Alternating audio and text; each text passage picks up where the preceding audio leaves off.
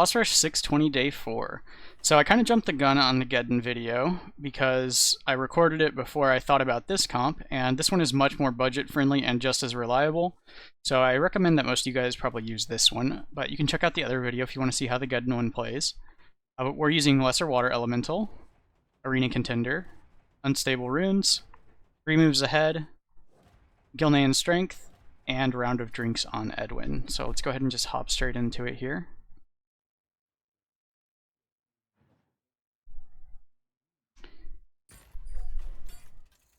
And this one, you basically don't really need any investment in your mercenaries for it. You can do it with the extremely weak team, and even the artillery strike, you only need 88 artillery strike damage to clear the bounty, I believe. I haven't done it with that because mine's higher, and I don't have an account with artillery strike that low. But to beat the last boss, you actually don't have to kill Chromaggus, which you would need at least 200 and hit 2 artillery strikes for. If you just have 88 and you have Genn and a green, then that should be enough to kill Yogg-Saron. And if you kill Yogg-Saron and all the adds, then you should be able to just put a counter rune in front of Chromaggus and kill him with slow abilities. So I think this one's actually extremely budget friendly. But for turn 1 here, we just counter ourselves. We put some fire weakness on Nightbane and freeze him, and then we taunt our own Bwonsamdi for the bounce. And that'll block both of these blues. Now we did get a low blue attack anomaly, which can keep alive some of your water elementals, but you don't need that.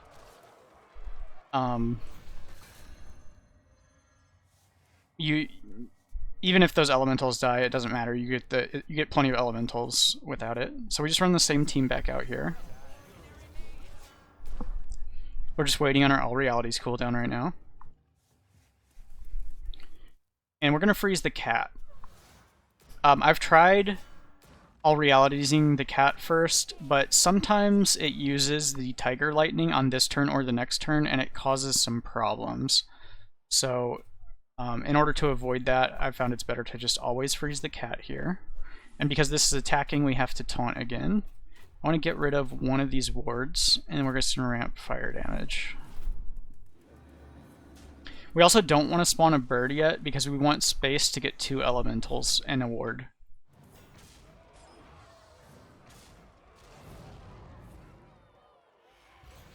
Okay, so now we're going to do All Realities. Now, so far, she has always used the Uther heal on this turn. In which case, you might be able to bring Balinda out here instead, but I just bring Medivh in case she does do the melee attack. Because then you would be able to taunt your Bwonsamdi.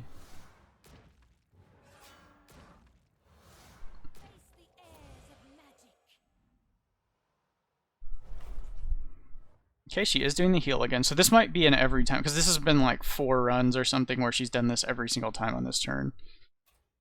We're going to bounce, and in case there's a health anomaly, if you were to bounce her, it would heal her after this. So I like to just shoot her here and get rid of her. And I'm going to get rid of this extra ward by swinging into her as well, because we want the board space. And I swing into her because she has a passive that heals either of these guys if they get a melee attack. So if you were to swing that into Nightbane, it would heal him for 10. And if you were to swing it into the Mana Saber, it wouldn't kill your ward because it's really low from Equalizing Strike.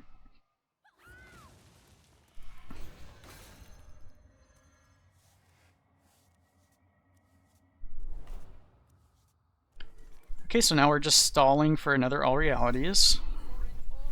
And we want another Water Elemental, so make sure your Balinda is left of your Medivh, so that that Battle Cry activates first.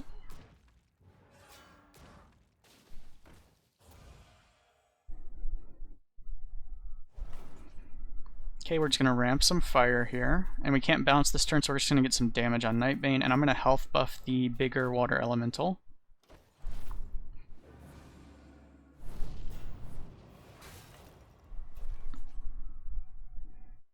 Okay, so I'm going to freeze both of these. So we use the weak Water Elemental to swing into Nightbane.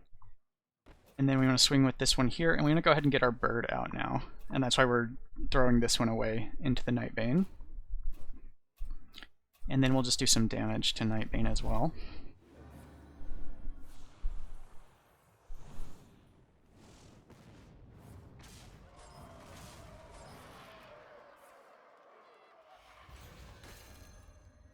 Okay, now we're all ready for all realities. And we want to kill off Balinda, Bwonsamdi, and Malchezaar by the end of this. So I'm just going to put Balinda out. You could use Medivh to have more options to like health buff and stuff, but this exposes only our disposable mercenaries to whatever they do here. And we're just going to do some damage to Nightbane and counter ourselves.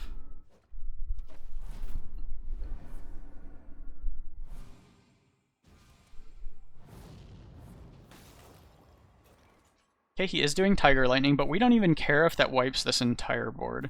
So we're just going to counter ourselves and freeze the Nightbane to ensure that the All Realities hits here.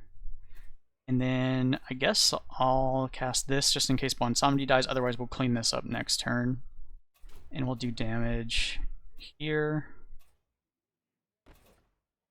I could just shoot Nightbane with Bwonsamdi as well. Either way is fine. And even if we lose like the counter rune, we lose all the mercenaries, it doesn't matter because we're going to get a new counter rune when Medivh comes out.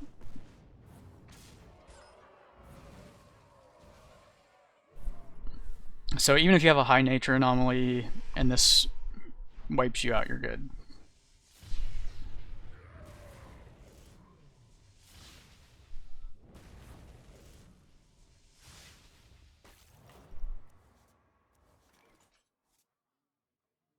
Okay. Actually, this could be slightly problematic now that I think about it.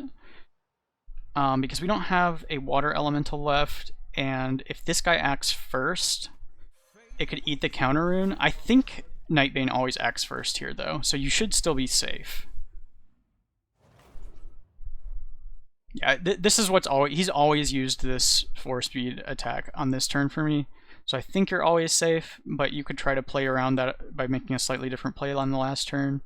And a lot of times you don't even lose anybody on that turn. It just depends on like the anomaly and stuff. So I'm going to let this cast, and I'm going to act afterwards. And I'm going to get a bird out, and then we want to kill these guys off. So we got rid of the cat. And now we just have Nightbane behind a counter rune, so we just go slower than Nightbane while cleaning up whoever we don't want alive. In this case, it's going to be Bwon and Balinda that we need to get rid of. And we just don't do anything on the breath turn. He tends to alternate, so... I'm just going to shoot here.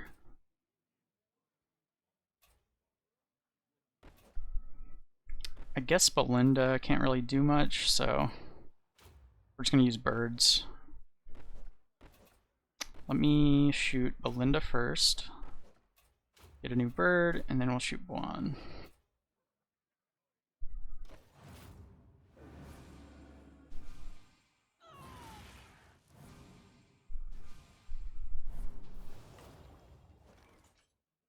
Okay, just passing on that turn. Okay, and we want all these guys alive, so we just need to finish off our Bwonsamdi. That'll take care of him, then we'll get a new bird. And now we're just shooting birds.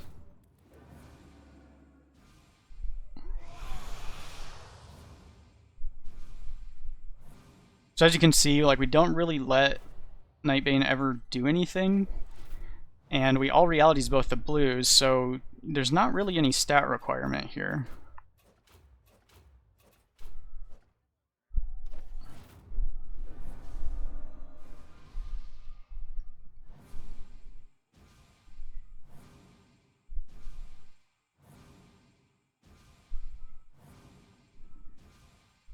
And you could take as many turns as you need to do this. It'll just be longer if your birds are weak. So now we just need an artillery strike. Alright, there we go. And you just have to find that artillery strike before you get to Medivh. So you could fight Serena. Mostly what you'd be looking for is low shadow anomaly, and then it's also nice if you get low attack anomaly. And you generally want to just focus down this blue guy. You can usually leave your counter rune alive, and on the turns that it shoots a Shadow Bolt, you just act at 6 speed or slower and pass with your other guys. And then you just focus that guy down and make Genn taunts to absorb the melee hits on the other turns that he's not casting Shadow. And usually you want to let the Wind Fury be countered. It's more likely to get you killed if you let it go off by countering yourself. On this fight, if you left more mercenaries alive, keep in mind it's going to make you play like 4 mercenaries here, and you want to make sure that your Medivh summons his counter rune, otherwise you can die here. So let's make sure. Oh yeah, I want to shoot this thing. I want to shoot it with this. Just make sure that the leftmost battle cry that summons something is your Medivh. If you have too many mercenaries alive here, if you decided to keep extra guys alive. Or you will be very sad when you have no space to spawn your counter in. So generally speaking, we just do things at 6 speed. When he uses the 2 speed, you could use the 4 speed with Edwin. I'm going to shoot that thing, because we're going to need the space next turn.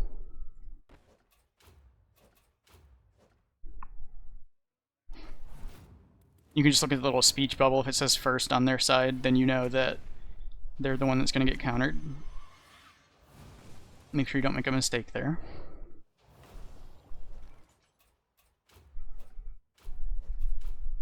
Alright, and Medivh doesn't do anything faster than 5 speed, so if you're just using all your 6 speed stuff, you should always be safe.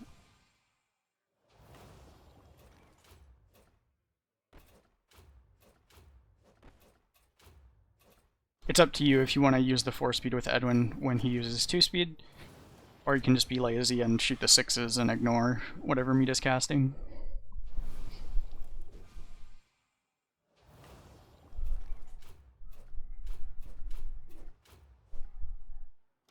This bird summon is an ability, so even though your board's full, it will activate the Genn heal. By comparison, the Genn summon or the bird buddy treasure are both not abilities. They have the silver border, so they do not activate the Genn heal if your board is full. They have to actually summon something to activate the Genn heal.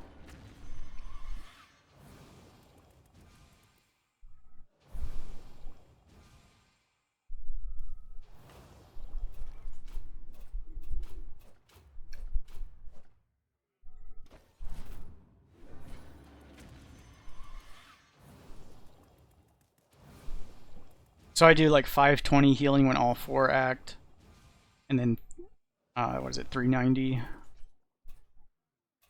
when I just have the 3. So the bigger your Genn heal, the faster this goes.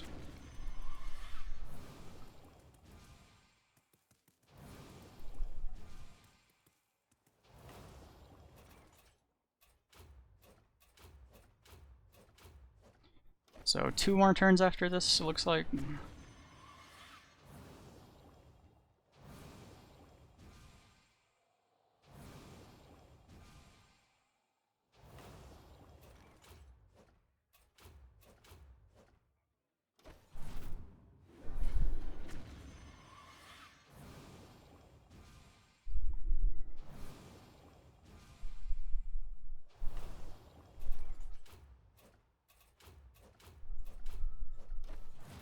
Alright, and that takes care of Medivh.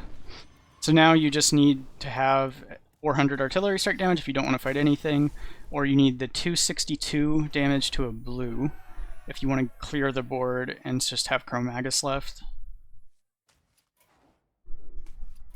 We got 800 though. And keep in mind that if you get the artillery strike off the first boss, it will be double upgraded by the time you get here. So that can also help you out a little bit if you're a little bit short.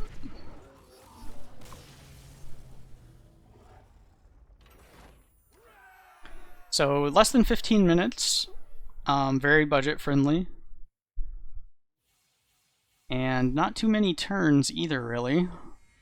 depending on, you know, how strong your guys are. 28 turns, pretty good. So good luck on your run.